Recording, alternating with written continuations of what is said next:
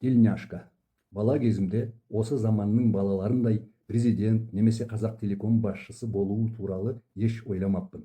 Үйімдегі әңгімелерде қазақтың бұрынғы замандарында болған жауынгер, батыр, тұлғалар туралы дастандарды көп естіп, Қанай би, Ақжол би, Ағыбай, Барақ, Бөгенбай, Қабанбай, Қобланды бабаларыма ұқсағым келген.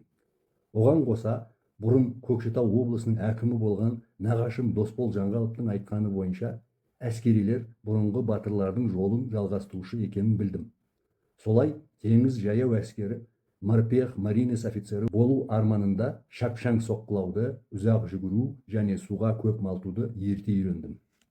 9 жасымда бір күні менің нағашы апам Айтжамал Қайыр қызы үйінде болғанымда, теңізшілердің ескі іш киімі тельняшка көріп, соны сұрап алдым. Қуанышым ішіме сыймай, шыдамай, әлгінің көлемінің ұзындығына қарамастан салбыратып киіп алдым. Менің үйім қаланың қарама-қарсы екі жағы арасы ұзақ, басқа тарапында еді. Қыстың суығына қарамай, кеудемді әдейі ашып қойдым, тельняшкам әркімге көрініп тұрсын деп. Көкшетаудың облыстық ауруханасының тұрағынан номер 2-ші автобусқа отырып, теміржол вокзалына дейін аттандым.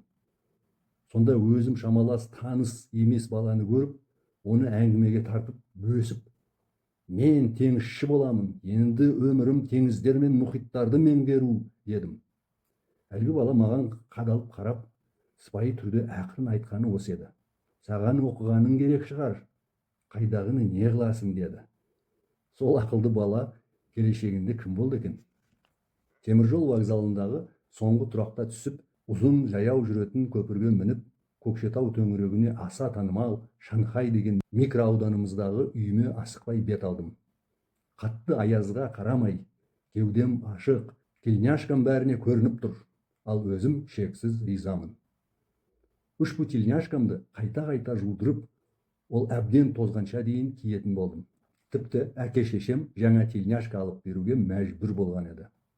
Балалығым-ай. Осы әңгімемді 2017 жылы жазып едім. Әлі айтарым мол. Каналыма жазылыңыздар.